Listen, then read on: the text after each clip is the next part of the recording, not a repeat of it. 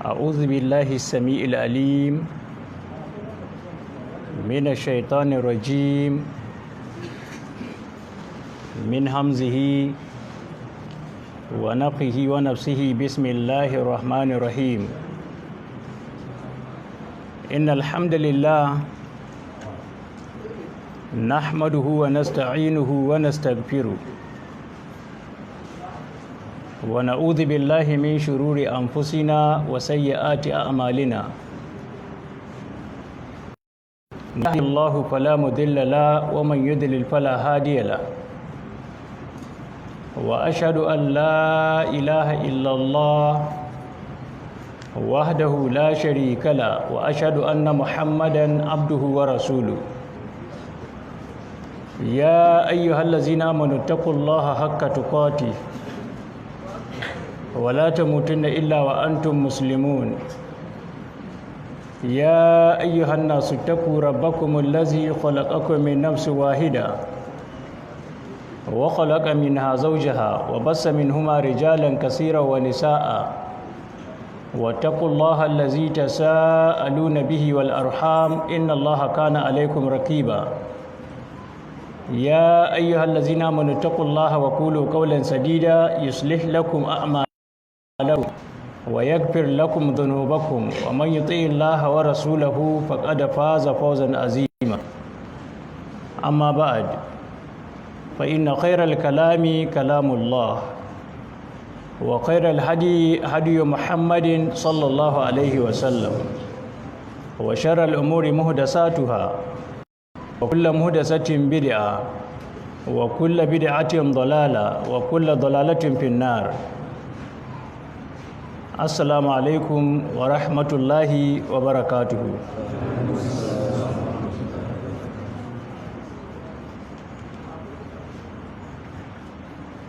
Yau Litinin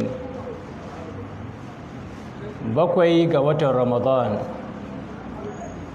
hijirar babban jakadan Allah ko babban majidadin Allah Annabi Muhammad sallallahu alaihi wa alihi wa sallam daga garin Makka zuwa Madina na da shekaru 1442 wanda ya daidai da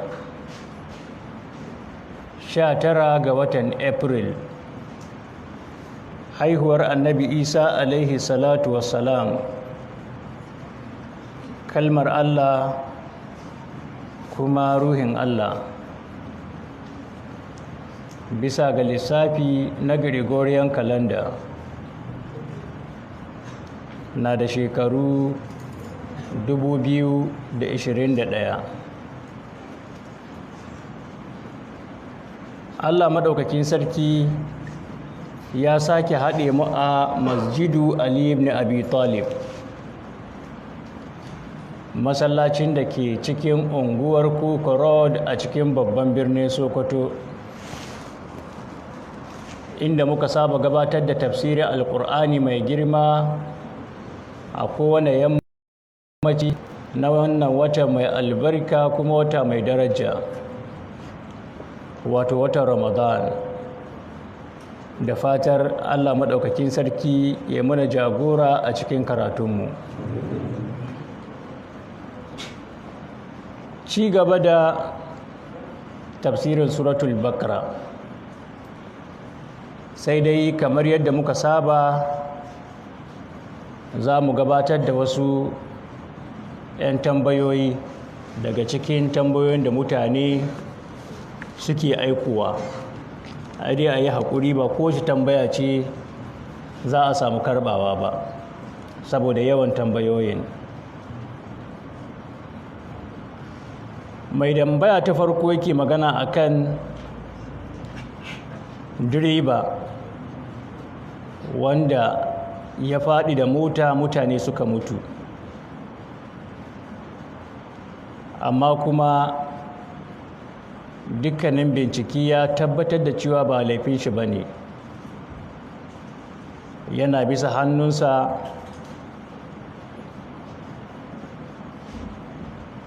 sai dabba ta gitta, ya je garin kauce ma dabbar, motar ta faɗi. Allah ya karɓi mutum 4 cikin motar, mutum 4 kuma suka samu rauni. Shin zai biya diya ta mutum 4? Zai yi azumi 60-60 har sau 4, ko kuma menene hukuncin da yake kansa? To alhamdulillahi rabbil alamin, babu shakka hukunce-hukuncen da suka shafi accident, hatsarin mota da abubuwan da suka yi kama da shi sun bambanta, ba yadda mutane ke zato suke ba. Akwai lokacin da laifin yake faduwa kan direba, ya zan ya ɗauki lodi mai yawa, mutanen da suka fi ƙarfin mota, ko kuma yana mugun gudu, ko kuma ya sha giya, ko ya sha wani abu mai sa maye, ko ya sha magani mai sa bacci, ko kuma yana waya, ko kuma yana shan rake, ko wani abu mai kama da haka. Sai Allah maɗaukakin sarki ya kawo ƙaddara ta accident. Kun ga anan laifin direba ne ko? Ko ma har ya kasance motar ba ta da lafiya, ƙila tayoyinta suna da matsala,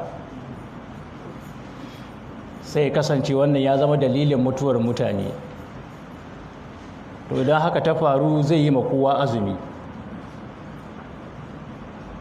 Kuma idan waɗanda aka kashe suna da buƙatar diya, zai biya diya. Da haka kun ga diyar mutum 4, sa'an nan ga azumi ko? Idan ko ya kasance bai da hannu ciki, bai mugun gudu, bai aikata ɗaya daga cikin abubuwan da muka ambata ba, yana tafi bisa ga hannun shi, wani abu na ƙaddara ya zo ya kawo sanadiyar mutuwar mutane, aka yi accident, mutane suka mutu, to wannan direban babu abin da yake kan shi, ba wai azumi 60 ba, ko da ya waye gari zuwa azhar bai ci abinci ba, Allah bai azami shi ba, ko azumi ɗaya Allah bai azami shi ba, ko babu diya a kai shi. An gane? Don haka ba ko yaushe azumma ke hawan direba ba, ba ko yaushe ba ne. Yaro ne ya rugo da gudu, mota na tafiya, kawai ya farmata ya faɗi ya mutu, direba na tafiya daidai yadda ya kamata, aka zo ana rikici, ba laifin direba, direba bai da laifi. An fahimci wannan? Haka ma idan ya kasance laifin rabi da rabi ne, ƙila an samu accident, amma wannan na da nashi ganganci, wannan na da nashi ganganci, motoci suka buga, sai zan cikin mota ɗaya aka mutu ko cikin ɗayan motar ba a mutu ba. To idan misali mutum 2 suka mutu cikin mota ɗaya, tunda kowane direba na da nashi contribution, ƙila wannan yana mugun gudu, wannan ya yi overload, ko kuma yana waya, kunga sun zo sun buga, to abinda zai faru, kowannensu zai yi azumi na mutum 2, ba wai raba musu azumin za a yi kai ya rabi wancan ya rabi ba, kowannensu zai yi diya, zai yi azumi na mutum 2. An gane? In mutum 10 suka mutu, kowannensu zai yi ma mutum 10 azumi. Rayuwar ɗan adam ga shari'ar musulunci abu ce mai matuƙar girma, abu ce mai matuƙar daraja, don haka ba a wasa da ita. Akwai in ma hukuncin da gangan suka kashe mutum 10 su taru su kashe mutum 1 da gangan, su 10 kashe su za a yi a matsayin mutum 1. An gane wannan? Allah maɗaukakin sarki ya taimake mu. Tambaya ta biyu game da nas a asibiti ta yi kuren magani da aka ce a ba marar lafiya,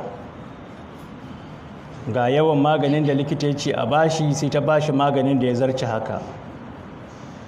wanda wannan ya yi sanadiyar ya yi ta bacci har kwana 2 bai tashi ba, daga ƙarshe Allah maɗaukakin sarki ya karɓi rai shi. Shin menene a kanta? Alhamdulillah, malamai suna da ƙa'ida wadda suka ciranto daga hadisan annabi sallallahu alaihi wa alihi wa sallam. Idan ma'aikacin lafiya ƙwararre ne wanda ya karatu ya ƙware, aka zo ya kiyaye dukkanin ƙa'idodi, mutuwa ko na ƙasa ta shigo, to a wannan lokacin ba laifi a kan shi. A wannan lokacin ba laifi a kan shi. Amma idan ya kasance bai ƙware ba gwani ba ne, bai ƙware ba, ya zo ya ba da magani aka mutu, ta hukunci na kai ne. Wannan lokacin zai ɗauki hukunci wanda ya kisan kai. An fahimci wannan? To sai dai shi ma kan shi ƙwararre ɗin akwai tafsiri, ba haka magana take sake ba. Akwai fatawa ta kwamitin lajina ad-da'ima, sannan Allamatul Jazira bin Baz a cikin majmu'u fatawa nashi, shi ma ai mishi irin waɗannan tambayoyin, duka sun ba da ansa.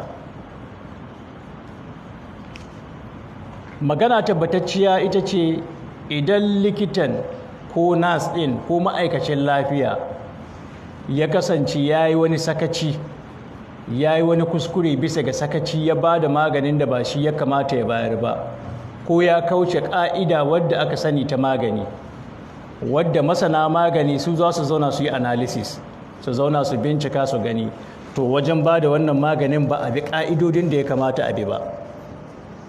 An gane wannan?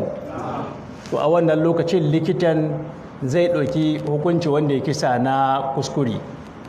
Ba a kashe shi, amma zai biya diya kuma ya yi azumi. An fahimci wannan? Zai biya diya, ya yanta baiwa, ya bai da baiwa ya yi azumi 60. Kuma yanzu da ba bayi, hukunci ya kuma azumi 60 kenan ko? Kuma jere da juna babu yankewa.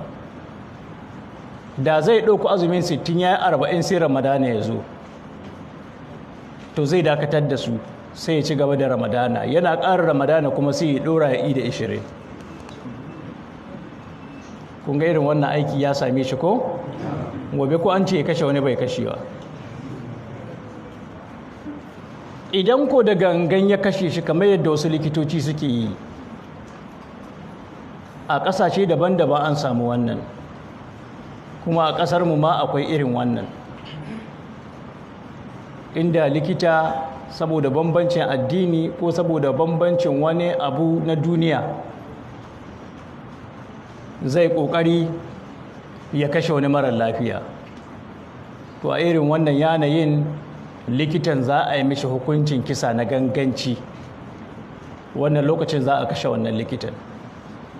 In 'yan uwan wanda aka kashe suna son diya, za a ba su diya, sai dai za su yanka kuɗi irin waɗanda suke so, diya su ba ta da iyaka. Za su dibi gwargwadon daraja wanda aka kashe musu gwargwadon diya da za su biya, za a biya su. An fahimta? Suna da ɗan uwa wanda yake gwamna ne, ko wani babban mutum ko wani babban basaraki, ka kashe shi, kana ba da diya ta miliyan 80 ko miliyan kaza, kaga bayyuwa ko? Sai su ce to mu namu ɗan uwa biliyan kaza ne, idan kana iyawa ka biya, idan baka iyawa mu kashe ka, afwan. An gane wannan? So bisa ga wannan ƙa'idar, likita in ƙwararre ne ya bi ƙa'idodi amma mutuwa ta zo ba a mai komi.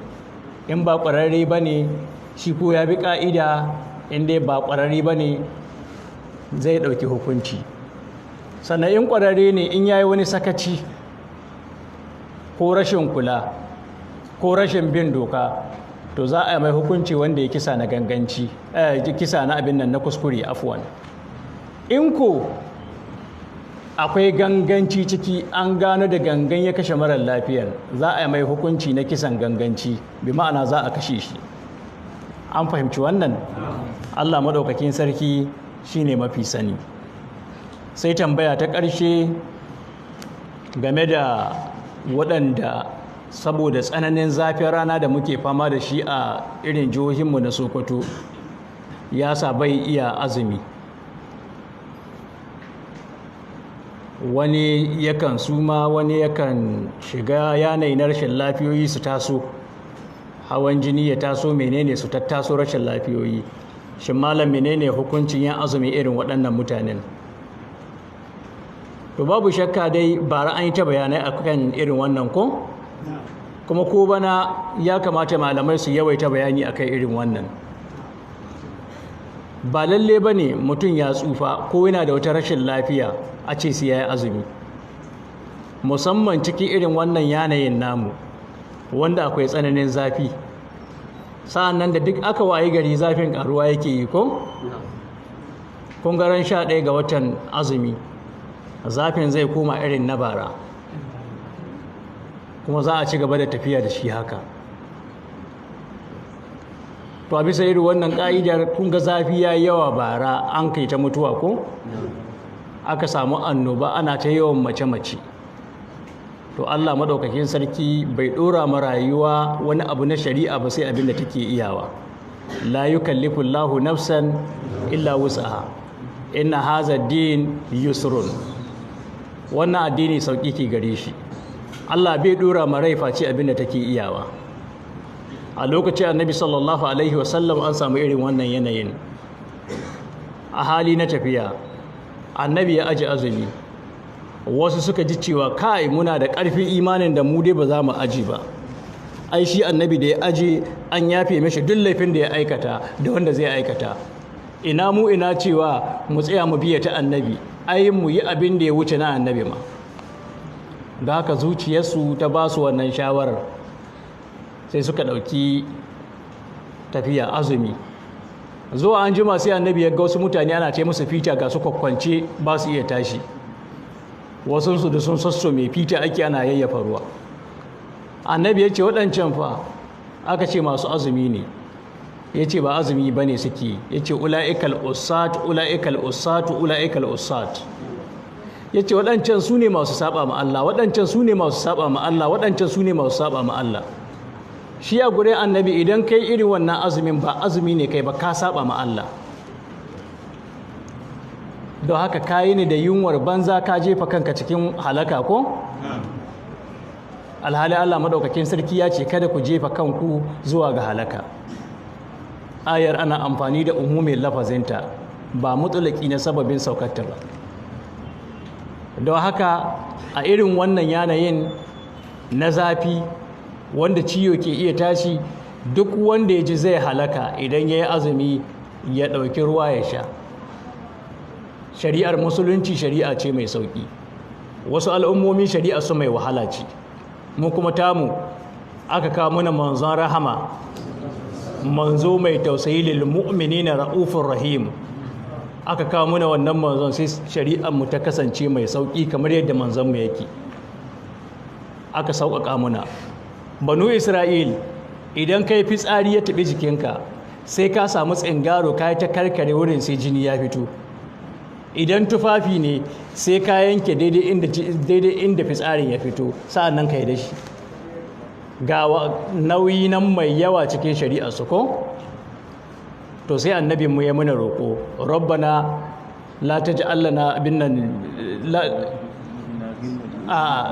la tahmilna ma la taqata lana bi, cewa kada ka dora mana abin da bamu iyawa. Wa'fu anna ka yaran game gare mu, waghfir lana ka gafarta muna, warhamna kai muna rahama. Kun ga annabi ya roƙan muna ko? Kuma Allah madaukakin sarki ya amsa. Annabi na cewa kada ka dora muna ma la taqata lana bi, mala'iku suna faɗin amin. Wafu anna mala'iku su ce amin, wa ghafir lana mala'iku su ce amin, warhamna mala'iku su ce amin. Shi kuma Allah ya ce na karba. an fahimci wannan? Sannan rabbana la tahmil alaina isran ko kama hamaltahu alal ladzina min qablina. Haka mu wannan al'ummar addinin mu sauki ke gare shi. Mace mai ciki wadda take iya wahala, abinda ke cikin cikin ta ya wahala, an ba ta dama ta sha. Wa alal ladzina yutiqunahu fidyatun ta'amu miskina, a ciyar da miskini kuro. An gane, muna da hadisi a sahihul bukhari daga abdullahi bin abbas. Shanda wannan ayar ta game har kowa ko kai ka ji kawai azumi ya buge ka kana iya ka sha ruwa. Daga nan sai aka shafe sauran jama'a, sai aka bar tsofaffi da sauran masu rauni, waɗanda irin masu ciki da masu shayarwa, waɗanda idan sun yi azumin yakan zama musu sababiyya ta wahala, wasu hasu suma, wasu hasu shiga cikin wani yanayi. To a irin wannan yanayin aka yi musu wannan rangwamen. An fahimci wannan? Sai aka yi musu rangwame, su aji azumi sa'an nan su ciyar. To a irin wannan duka masu irin wannan matsalar su aji su ciyar, wanda yake zai wahala ya nakasa ya samu matsala ya aji ya ciyar. Daga cikin tsofaffi da marasa lafiyoyi, waɗanda rashin lafiyoyinsu ba sa iya ranka azumin bayan sallah. Allah maɗaukakin sarki ya taimake mu. Sai ci gaba da tafsirinmu inda muka kwana. Mun kammala ne ga tafsirin aya ta 164 a suratul Baqara ko? Aya wadda Allah maɗaukakin sarki yake gayyatar hankulanmu, yake gayyatar tunaninmu da cewa mu tsaya mai tuntuni, mu tsaya mai lura a cikin halittar sammai da kuma halittar ƙasa. Kada mu watsar, kada mu yi wasa da wannan.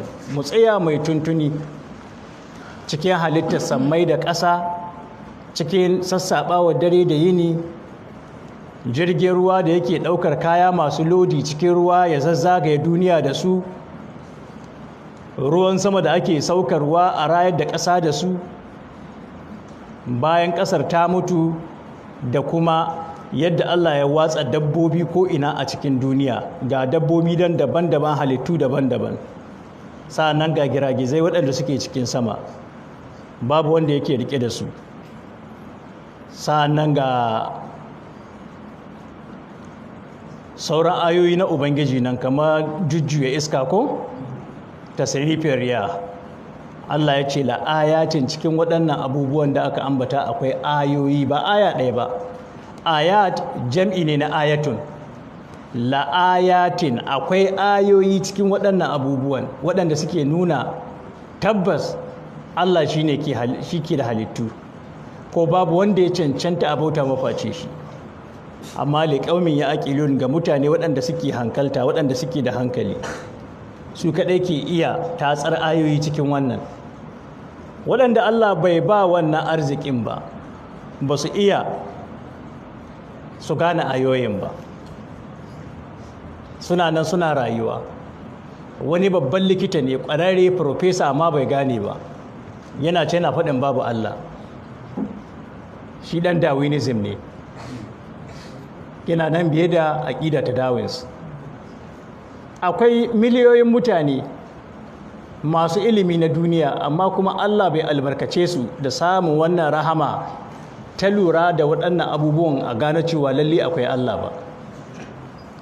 Wata muƙabala da aka yi tsakanin wani atheist wanda bai yarda da Allah ba da wani mai imani, ya ce to kaga ga akwai Marsandi mota, akwai Peugeot, ga motoci nan daban-daban, Toyota, Honda, ga Mazda, ga Ford, gami da sauransu. Ya ce waɗannan motoci alamomi ne na mi, alamomi ne na cewa akwai kamfaninsu ko? Idan ka ga Marsandi ya nuna akwai kamfanin Marsandi. Idan ka ga Honda, yana yiwuwa ka ga mota Honda na yawo a ce duniya ba kamfanin Honda, dole akwai kamfanin Honda ko? To in ka ga ɗan Adam na yawo ko kaga dabbobi suna yawo to alama ta cewa akwai mahallicinsu, ko ba haka yake ba? Ya ce don haka in kai amfani da waɗannan alamomin za ka gane cewa akwai Allah. Wannan scientist ɗin atheist ya ce shi bai yadda ba har yau, bai yi da gamsuwa ba, saboda shi bai taɓa ganin Allah nan ba. Ya ce mai to kana da hankali? Ya ce ka taɓa ganin hankalin? Bai taɓa gani ba. Kun ga labari ya ƙare ko? Sa'ana ya ce mai scientifically akwai atom. Ka taɓa ganin atom? Ya ce bai taɓa ganin atom ba, amma ai kuma akwai alamomin da ke nuna akwai atom, saboda idan ka ga elements are made of atoms, compounds are made of elements, sannan mu ga yana dai ta kawo abubuwa waɗanda suke daban-daban. An fahimci wannan? Yana ta kawo abubuwa waɗanda suke daban-daban masu nuna cewa akwai atom. Ya ce to ai in kaga duniya, kaga rana, kaga wata, su ma alamomi ne na akwai Allah. Yadda element yake alamar akwai atom, haka ma rana da wata da taurari da duniya, ga giragizai nan, ga ƙasa nan, ga manya-manyan duwar wasu da sauran halittu, su ma alamomi ne na akwai Allah. Nan dai muƙabala ta ƙare, ƙarshenta wannan atheist ɗin wanda bai da addini, bai yadda da akwai Allah ba, yana ganin komina na ya zo by nature, sai gashi ya kunyata. Wanda ya gaskata Allah, ya yadda da Allah, sai gashi yana mai samun nasara. Wanda na daga cikin misalan da ya buga mai cewa yau ka zo ka isko birni, wannan birnin ga gidaje kwatas-kwatas an yi a ciki, ga hanyar motoci, har da flyover, ga hanyoyin jirgin ƙasa, sa'annan can ga kuma ruwa an jawo cikin garin, ga jiragen ruwa na an aje, sa'annan wannan birnin ga ofisoshi nan, ga hotels nan, ga makarantun ne nan. Wannan gari yana kunshe da wuraren hutawa, ga wuraren kwallo nan, ga wuraren shakatawa nan, ga wuraren mega kasuwanni, ga plaza ga komi. Ka isko shi a ce babu wanda ya shi ya kai ne, yana yiwa ce bai yiwa.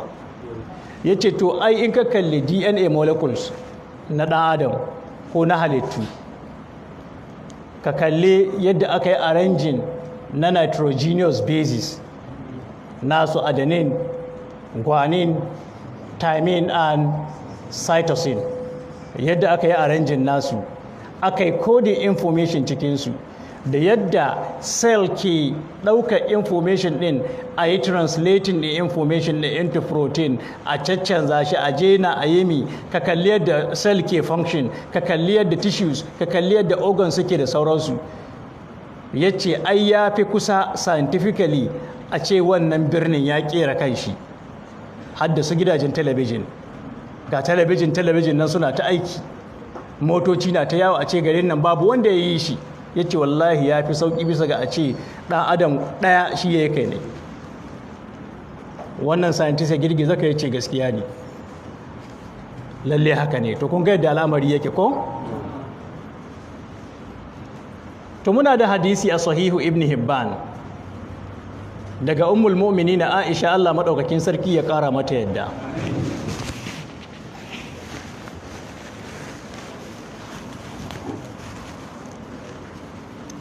Ummul mu'minin Aisha take cewa wailun, manzo Allah sallallahu alaihi wasallam ya ce wailun liman qara'a hazihi al-aya, bani ya tabbata ga wanda ya karanta wannan ayar, famajja biha, amma yayi watsi da ita.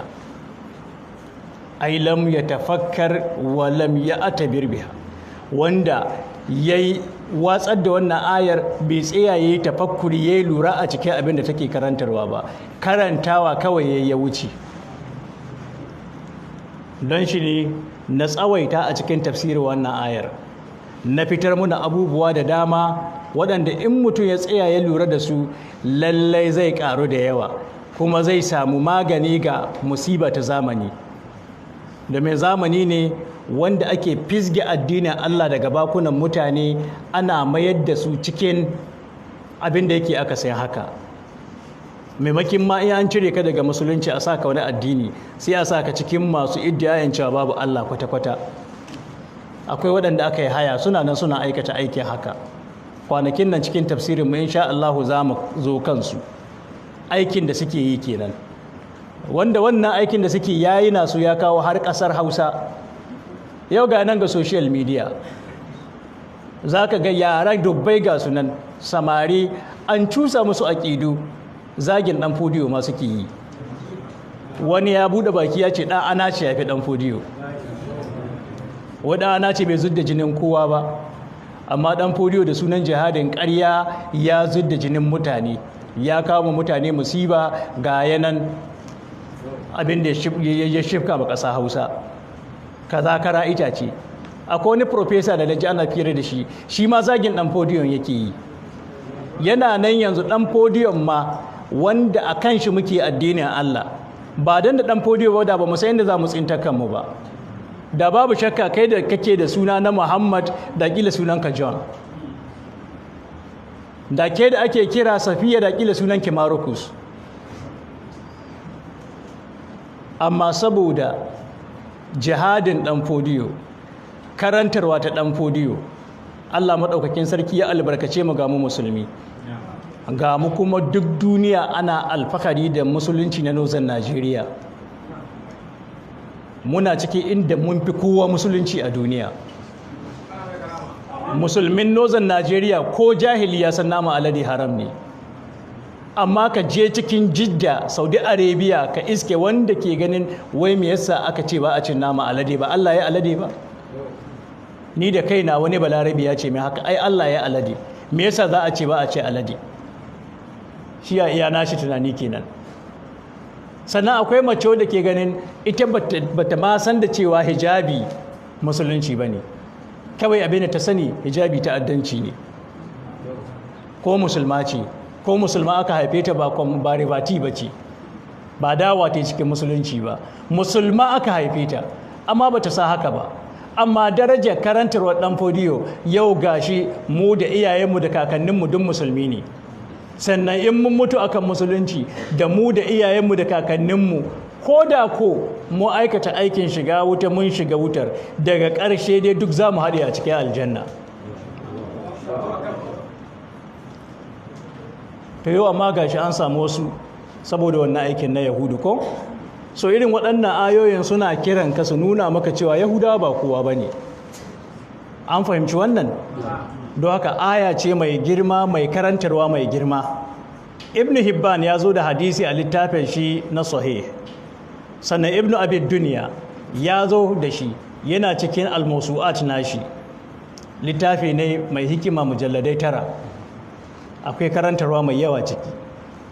Daga Ubaidullah dan Umair annahu qala li Aishata, ya ce ma ummul mu'minin Aisha radiyallahu anha, akhbirna bi a'jabi shay'in ra'aytihi min rasulillahi sallallahu alaihi wasallam. Ki bani labari, ki karantar da mu ga mafi ban mamakin abin da ki taba gani ga annabi sallallahu alaihi wasallam. To da daga ummul mu'minin Aisha, zaman da ta yi da annabi, za ta ba da labarin mafi ban mamakin abin da ta taba gani ga annabi sallallahu alaihi wa alihi wasallam. Qala Ubaidu bin Umar ya ce, fasakatat ummul mu'minin ta yi shiru haka domin tambayar ta yi nauyi. Sun maƙala sanatacce, lamma kana laila minan layali, ta ce lokacin da wani dare ya kasance daga cikin dare, ƙala annabi ya taɓa ce mini, ya Aishatu zarini a ta'abbudullah lailata rabbi, ya ce ki ƙyale ni wannan daren, ba ni da lokacin ki cikin wannan daren, zan bauta ma ubangiji na ne cikin wannan daren. Ta ce to a cikin daren ta ga abin da ya fi ban mamaki cikin rayuwar annabi ga baki ɗaya, don haka dare ne mai ban mamaki.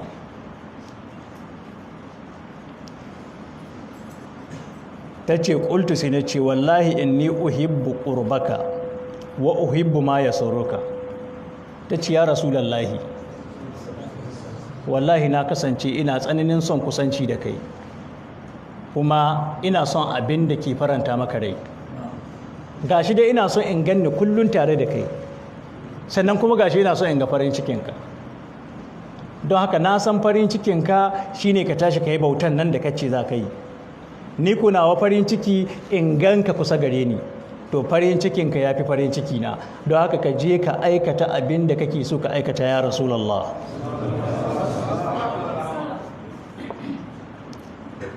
Ƙalar ta ce faƙama, manzon Allah ya miƙe, fatatahara ya yi alwala, sun makama yi salli, sa'an na ya miƙe yana sallah. Ƙalar ta ce falam ya zaliya biki, manzon Allah bai gushe yana kuka ba, hatta balla hijirahu, har sai da manzon Allah ya jiƙe ƙirjin shi ga baki ɗaya saboda kukan da yake yi. Ƙalar ta ce wa kana jalisan, haka ma lokacin da ya kasance zaune, falam ya zal yabki, bai gushe ba yana ta kuka, hatta balla lihiyatahu, har sai da ya jika gemun shi. Qalat tace summa baka, sannan manzon Allah yayi ta kuka hatta ballal arda, har sai da ya jike ƙasa. Tace wannan kukan na Annabi sallallahu alaihi wasallam, da yanda na ga yanayin Annabi na cikin damuwa kuka yake ta yi. Wannan kukan na Annabi shine mafi ban mamakin abin da na taba gani cikin rayuwar Annabi, irin yadda na ga Annabi na kuka. Kai ba sahabi ba ne, su sahabbai kuka Annabi gare su ba ƙaramin abu ba ne. Uwa ta sa abin da take ji idan aka ce ga ɗanta na kuka ko? Musamman ƙila a ce ga wani ciwo ya same shi, ko kuma ɗan yana cikin wata matsala. Akwai uwar da ta je dibin ɗanta gidan yari, za su rabu sai ɗan ya kama kuka, tana jiwa sai ta ƙire ta faɗi, saboda irin tausayi da irin sautin kukan ɗanta da take ji. To babu wata uwa wadda ke jin abin da sahabbai suke ji idan Annabi na kuka. Babu wani uba ko wani ɗan adam ko wani masoyi wanda ke jin abin da sahabbai suke ji idan sun ga Annabi na cikin damuwa. To ga Annabi na kuka, ya jika ainihin kumatin shi, ya jika gemun shi, ya jika kirje shi, ya jika ƙasa da hawaye. Kun ku ga kuka ya kai kuka. Don haka wai mai Annabi ke yi ma wannan kukan? Faja'a Bilalun, ana haka sai ga Bilal ya zo, mu'azzinu Rasulillahi sallallahu alaihi wasallam, yu'azzinuhu bis salati, domin ya shelanta mishi cewa lokacin sallah yayi. Falamma ra'ahu yabki, lokacin da Bilal ya ga manzon Allah na kuka, qala ya Rasulullah, yace ya manzon Allah, tabki, kana fata kuka, me kake ma kuka ya Rasulullah? In dai abin da kake ma kuka kiyama ce, kake tunanin ya zaka hadu da Allah gobe kiyama, to wa qad gufira laka ma taqaddama min zambika wa ma ta'akhkhar. Ai Allah ya riga ya gafarta maka abin da ya gabata na zunubanka da abin da ma za ka aikata, duka Allah ya riga ya gafarta maka. Don haka me kake ma kuka ya Rasulullah? Wallahi Allah ɗaya sai iyakar abin da ke cikin zuciyar Bilal. Yana cikin tashin hankali, gashi a cikin dare lokacin asuba. Faƙala sai Annabi ya ce, afala akunu abdan shakura, ba zan kasance bawa mai gode ma Allah ba? A dole in gode ma Allah. Don haka ni na san Allah ba zai mai azaba ba, amma zan ci gaba da godiyar Allah. Ko ba mamaki ma Annabi na tunanin al'umma shi ko? Babu wani manzo mai al'umma wadda ta yi yawa al'umma Annabi sallallahu alaihi wasallam. Babu radda duniya ta taba daukar mutum biliyan 7.5 in ba wannan lokacin ba. To amma mutum biliyan 5.5 zuwa mutum biliyan 6 duka ba musulmi ba ne. Duka in sun mutu a halin da suke ciki wuta sun kai. Mutum biliyan 1.5 zuwa biliyan 2 waɗanda suke musulmin, su kansu daga cikinsu akwai masu kyakkyawar aƙida, akwai masu mummunar aƙida, akwai masu aikata dukkanin wani nau'in sabo da ake aikata ma Allah. Don haka da yawa daga cikinsu su ma wuta za su shiga. Shi ko Annabi mai tsananin tausayi ne ga al'ummar shi. Na taba karanta mana hadisi sahihu Muslim. Annabi sallallahu alaihi wasallam wata rana sallah ya karanta wasu ayoyi. Annabi Ibrahim yana tausaya ma al'ummar shi a gaban Allah, sannan annabi isa alaihi salatu wassalam yana tausaya ma tashi al'umma, ko wani annabi na tausaya ma tashi al'umma, sai annabi ya fashe da kuka, ya daga hannu sama yana sallah, yana Allahumma ummati Allahumma ummati Allahumma ummati. Annabi bai sauke hannu ba sai ga mala'ika Jibril, domin wallahi duk da ubangiji bai so ya ga annabi na kuka. Hawayen annabi abu na masu girma a wurin ubangiji, don haka sai ga mala'ika Jibril ya sauko, ya Muhammad me yasa ka kuka? Allah ya ce a tambaye ka, alhalin Allah shine mafi sani. Ya ce al'ummata al'ummata, ya ce to Allah ya ce a faɗa maka gobe kiyama zai sa al'ummar ka cikin aljanna har sai ka ce ya isa ya isa.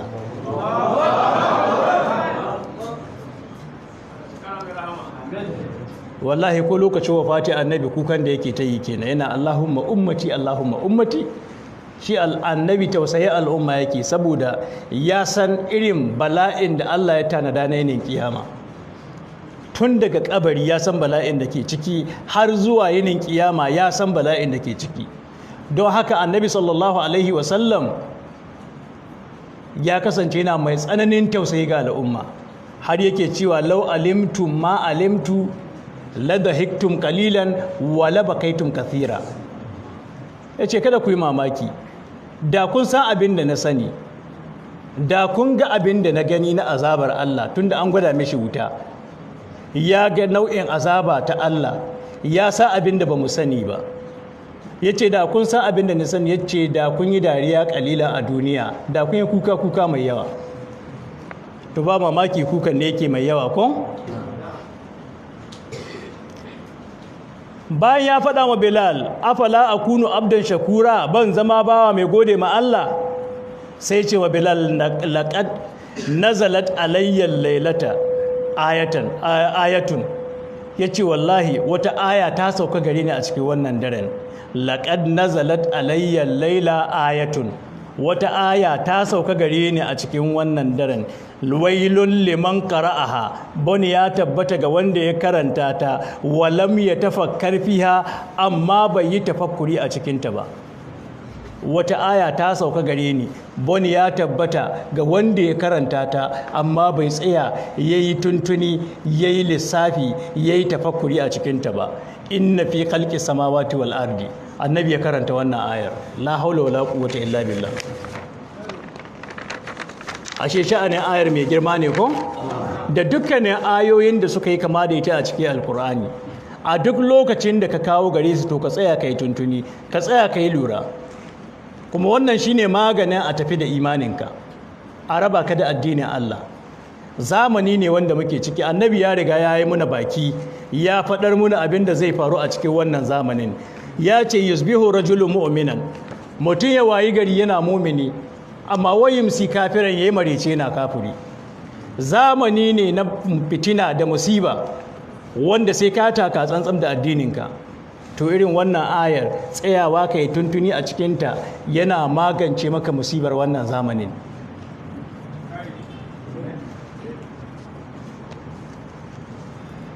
Zamani ne na science and technology, wanda ake mana amfani da kimiyya a nuna mana girman ba Yahude ko?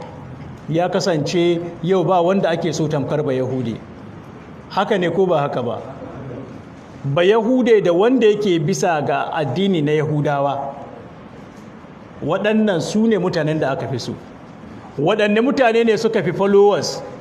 Waɗanne mutane ne suka fi mabiya, aka fi so, aka fi tattaunawa, aka fi ƙauna da bege a cikin duniya? Sai ka ji mawaƙa ne ko? Da 'yan ƙwallo, dawa. Wallahi yau da za a ce a birnin Sokoto da muke ganin akwai addini, a ce masallacin Shehu ga Abubakar As-Siddiqul Akbar can ya zo, nan filin sukuwa ko kuma stadium ga Cristiano Ronaldo nan ya zo, wallahi za ka sha mamaki. Don da yawa ya fi son ya ga Cristiano Ronaldo da ya ga Abubakar As-Siddiqul Akbar, ko a ce mai ga Fadima can bintu Nabi sallallahu alaihi wasallam, bad'atun nabawiyya, mudgatun nabawiyya, a ce ga Fadima can. wallahi ku manzon Allah aka ce ga manzon Allah can, inda aka ce ga Messi ga Ronaldo ga Zidane ga Rooney ga wallahi za ka yi mamaki. To waɗannan Yahudawan mu musulmi don mun yadda kanmu ne, don shi ne suka samu abin da suka samu. Ilimin kimiyyar ma da suke muna tinkafo da shi a yau namu ne, Yasuwa muka yi suka tsinta. Domin ayar tana karantar da mu a tashi a nemi ilimin kimiyya. Musulmin jiya suka miƙe suka nemi ilimin kimiyya, Yahudawan jiya suka bi wuri suka yi ta bacci ba su nemi ilimin kimiyya ba. Europe gabaki daya ta kasance cikin duhun jahilci, sai da baya sa'an nan Europeans suka zabura suka fito har suka fara nema abin da ake nema na ilimi. Ai sun ce can dama ba ko 'yan adam ba ne su mutanen Europe, suna kiran kansu Neanderthal, sun ce su ba ko 'yan adam ba ne, ba su kai 'yan adam ba. 'Yan adam sun fi su quality, 'yan adam sun fi su komi, da baya ne suka zama 'yan adam suka dawo cikinmu har yau gashi sun rinjaye mu.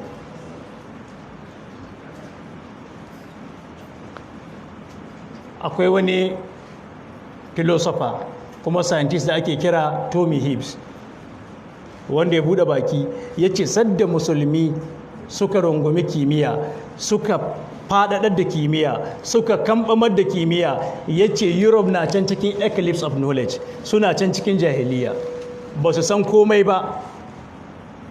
Yanzu ga masu kyamara gabanmu suna ɗauka ko? Ga Malam Nasiru yana ɗauka, sannan ga mai kyamara ɗaya ne yana ɗauka shi ma, namunta sunan shi Abdulaziz, sannan ga wannan Malam Muhammad Murtala Tufa shi ma gashi yana ɗauka ko? Kyamarar nan sai ka ce Yahuda suka yi ta, wanda ya fara yin kyamara a duniya musulmi ne, makarancin physics kuma injiniya na musulmi sama ga shekara 900 da suka wuce, shi ya fara yin pinhole kyamara.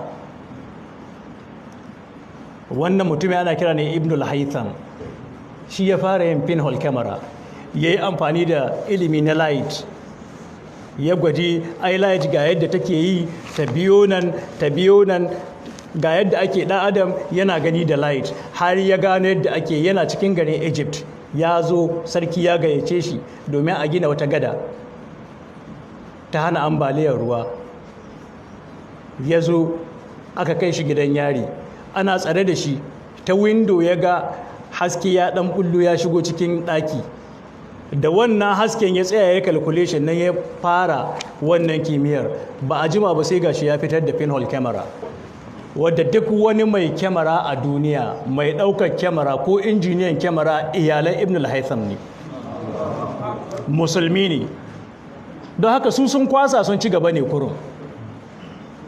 Jirgin sama da ke ɗaukar mutane, wa ya fara tunanin jirgin sama kuma ya fara ƙira jirgin sama?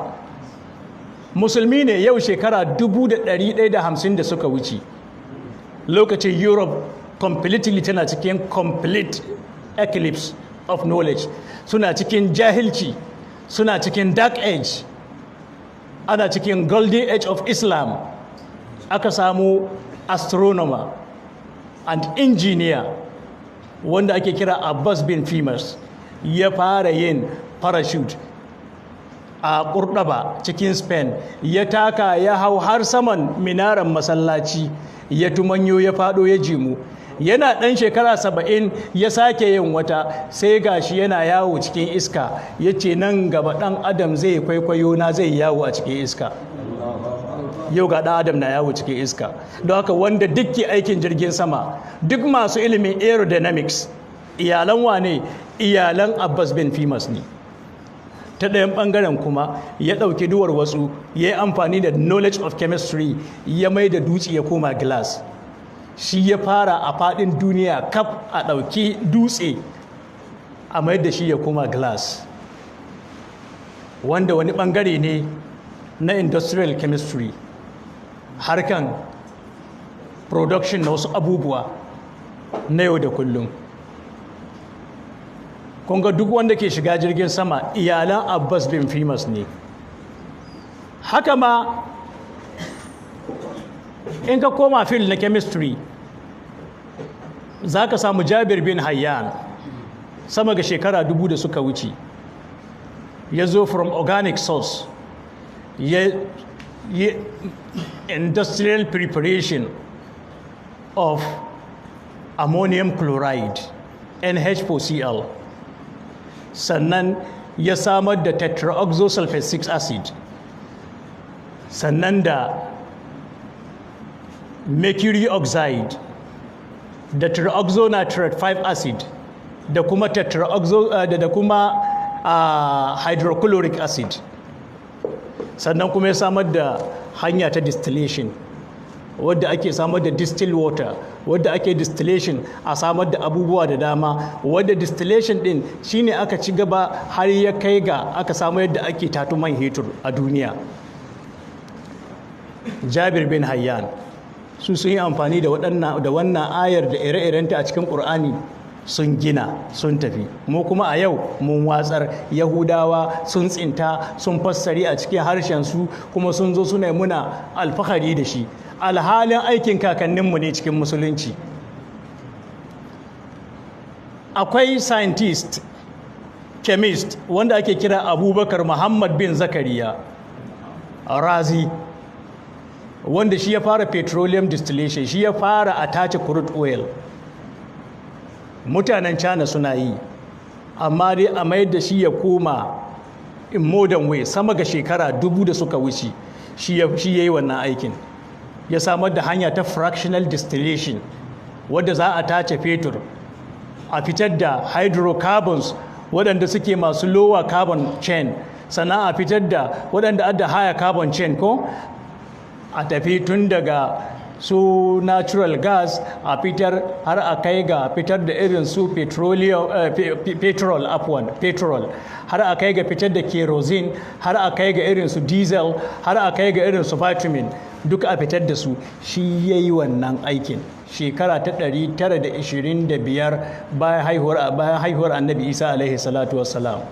Yanzu muna shekara ta 2021, kun ga kusan shekara 1096 kenan da sun ka wuce. Akwai Ammar bin Ali al-Mausuli, wanda fa shi a lokacin shi kusan shekara 2000 da suka wuce fiɗa ya kai. Sojiyon ne, ya feɗa mutum, ya cire ciyo, ya kuma ɗinki,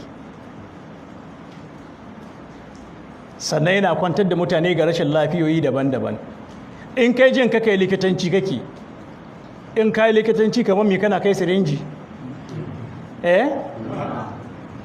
In kai likitanci na ƙarewar likitanci ka kai consultant, ko consultant ɗin ka je har ka kai duk inda ilimin likitanci ka ƙariya ba a dace maka sirinji ko?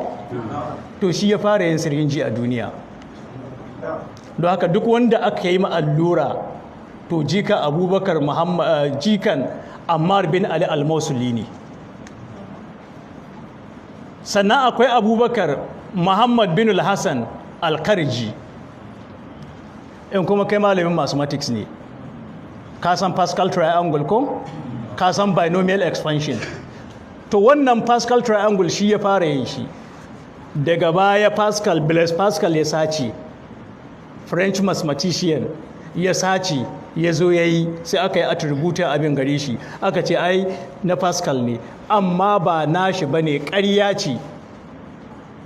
Wanda ya fara yin Pascal triangle musulmi ne, Abubakar Muhammad bin al-Hassan al-Karji.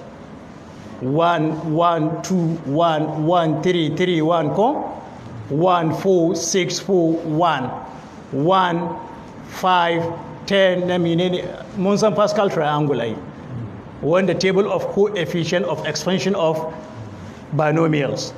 So shi ya fara yin shi. Musulmi ya fara yin algebra, wanda wannan algebra shi ya canza mathematics gaba ɗai.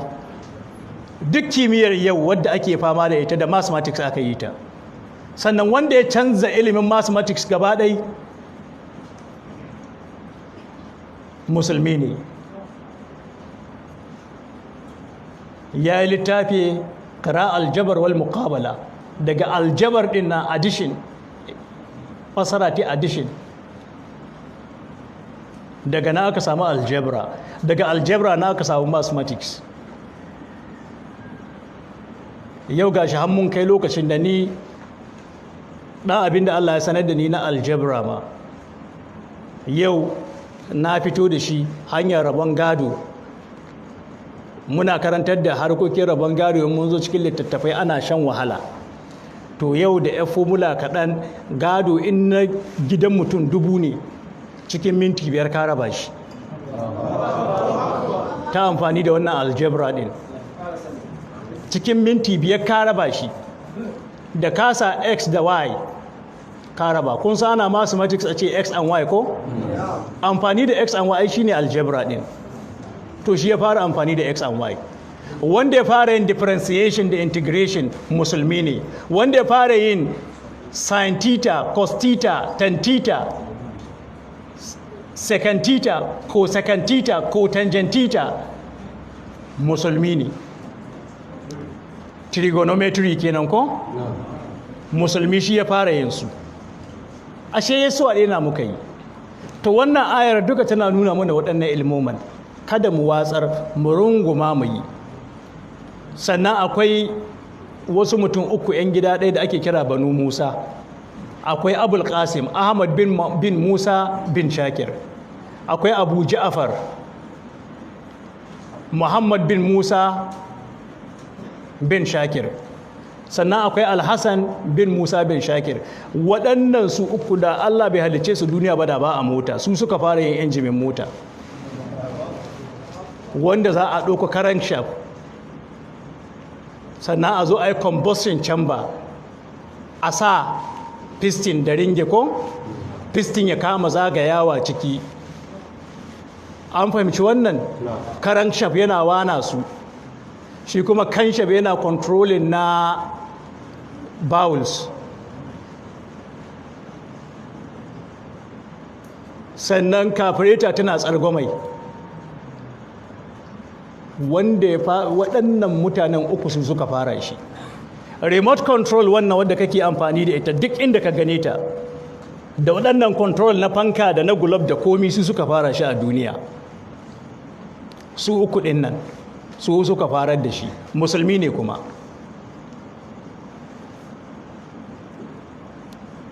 In kuma kana alfahari da ilimin geography da sauran ilmoma waɗanda suka rataye ga geography, to sai ka je ga Abu Raihan Muhammad bin Ahmad al-Birni, birnin ilimi kenan, wanda shi ma yau wafatin shi an ta sama shekara 1000, shekara 900 da kusan 71 da wafatin shi. Malamin astronomy ne, malamin mathematics ne, malamin physics ne, malamin chemistry ne, malamin medicine ne, malamin biology ne, malamin menene. Ya rubuta littattafai na science littafi 146 waɗanda duniya ta amfana da su.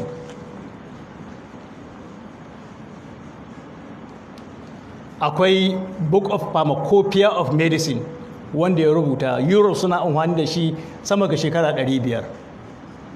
Jami'o'insu sai an karantar da wannan littafin.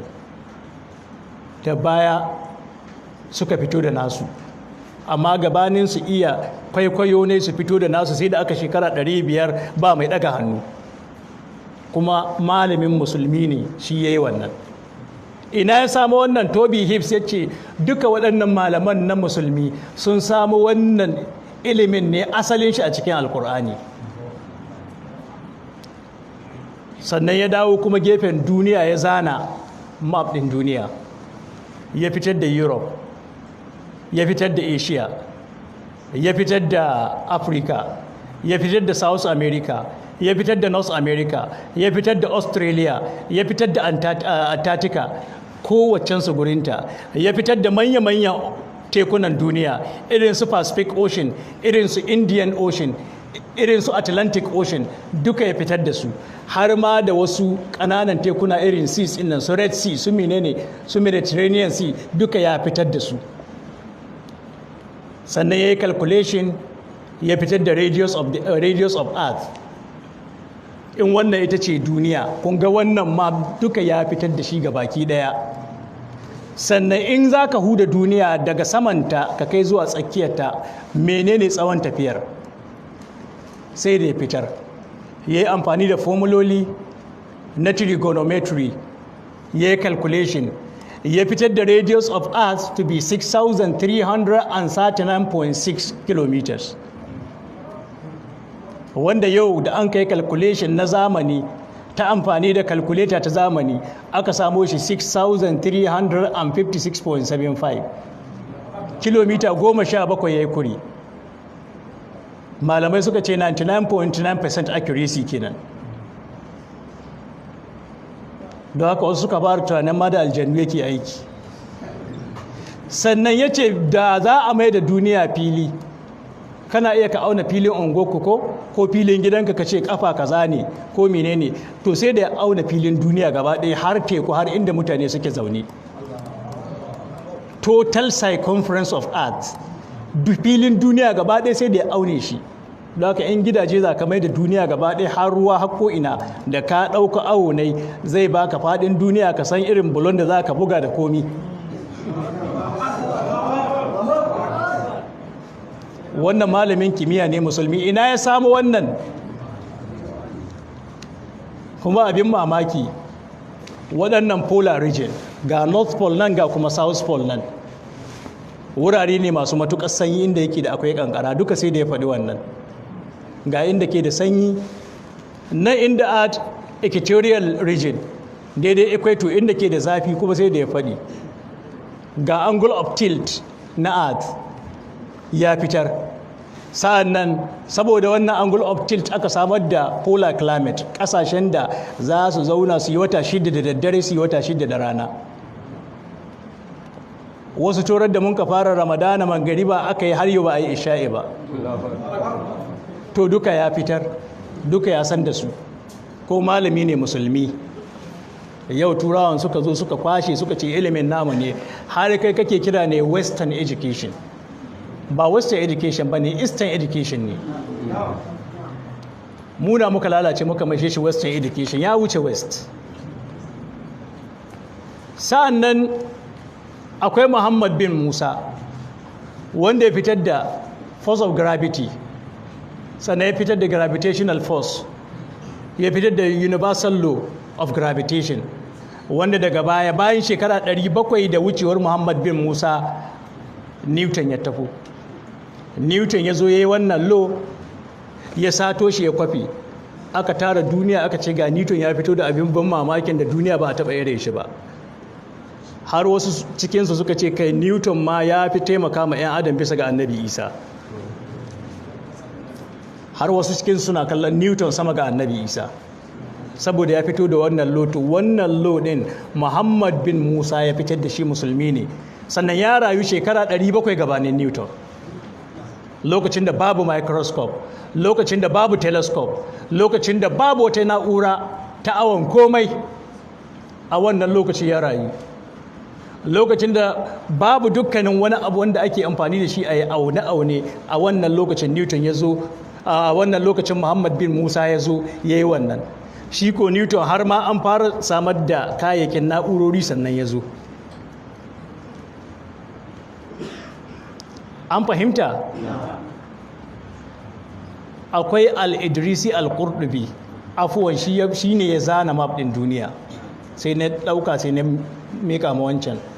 Wanda ya fara map ɗin duniyan afuwan shi ne Imam Idrisi al-Qurtubi, mutumin Qurtuba ne.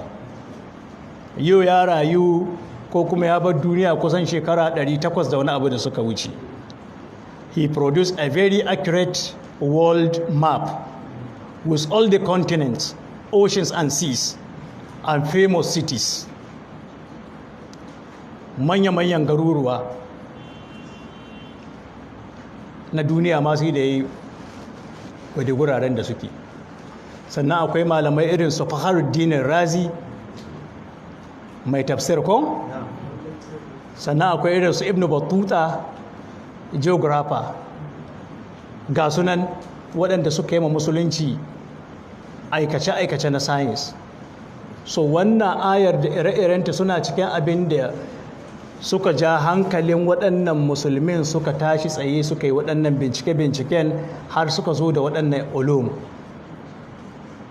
So kaga su yi tafakkuri cikin ayoyin, to kai ma idan ka karanta yi tafakkuri, yi ƙoƙari, yi bincike, sano wasu abubuwa, yi bincike, ƙara ilimi har ya zamanto ilimin daga hannun waɗanda suka ƙwace shi mun sake ƙwato abinmu.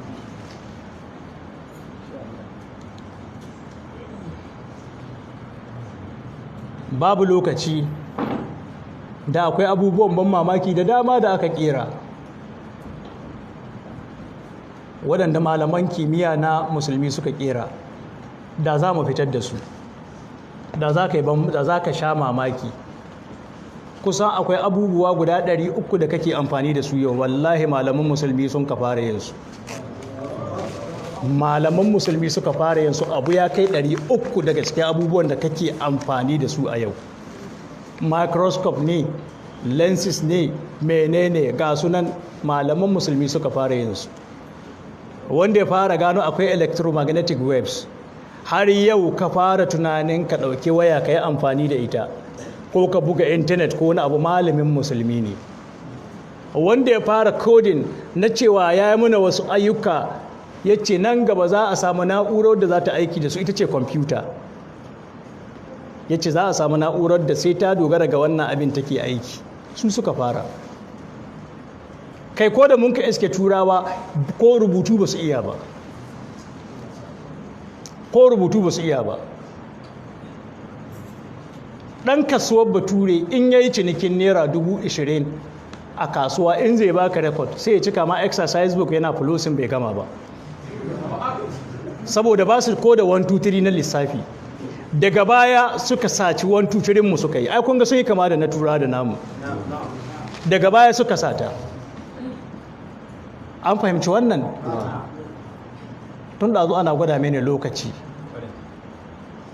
insha Allah ta'ala a nan za mu tuki tafsirin wannan ayar. Gobe za mu shiga aya ta 165, za mu ci gaba da tafsirinmu bayan mai tafsiri 4 kenan ko duka ƙarƙashin wannan ayar, domin mu nuna girman da ke ga wannan ayar. Ina roƙon Allah maɗaukakin sarki abinda muka faɗa daidai ya ba mu ladar shi kuma ya ba mu ikon aiki da shi, abinda muka faɗa bisa ga kuskure kuma ya gafarta muna, ya kuma sanar da mu gyara, ya ba mu ikon gyarawa. Bukatocinmu ya Allah kai ne mafi sani gare su, Allah ka biya muna bukatocinmu. Allah ka san matsalolinmu, cikinmu akwai masu bukatar aikin yi, akwai masu bukatar aure, akwai masu bukatar kasuwanci, akwai masu bukatar kaza da kaza, ga bukatoci ya Allah ka biya muna bukatocinmu. Ya Allah muna fama da matsalar tsaro, Allah ka kawo mana tsaro a ƙasanmu, Allah ka kawo mana tsaro a ƙasanmu. Yan uwanmu waɗanda aka kore daga gidajensu suna cikin tashin hankali, ya Allah ka kawo musu ɗauki, ya Allah ka mayar da su gidajensu, ya Allah abinda suka rasa cikin wannan masiba Allah ka lillinka musu shi, Allah ka lillinka musu shi. Mara lafiyar mu da ke gida da asibiti, ya Allah ka ba su lafiya, masu lafiya kuma Allah ka ƙara musu lafiya, kuma ka ba mu ikon yin aiki da lafiyar mu bauta maka. Allah ka ƙara mana ilimi, ilimi mai yawa mai amfani. Allah ka ƙara mana ilimi, ilimi mai yawa mai amfani. Allah ka tsare mu daga ilimi wanda bai da amfani. Allah ka gafarta mana kurakuranmu, ka gafarta mu iyayenmu da kakanninmu. Ya Allah in mutuwar mu ta zo ka sa mu cika da kalmar la ilaha illallah Muhammadu Rasulullah sallallahu alaihi wasallam, sa'annan gobe kiyama ka sa aljanna ce makomar mu. Rabbana atina fid dunya hasana wa fil akhirati hasana wa qina adhaban nar. Rabbana la tuzigh qulubana ba'da idh hadaytana wa hab lana min ladunka rahmatan innaka antal wahhab. Alhamdulillahi rabbil alamin arrahmanir rahim maliki yawmiddin iyyaka na'budu wa iyyaka nasta'in ihdinas siratal mustaqim siratal ladzina an'amta alaihim ghairil maghdubi alaihim waladdallin. Subhana rabbika rabbil izzati amma yasifun wa salamun alal mursalin walhamdulillahi rabbil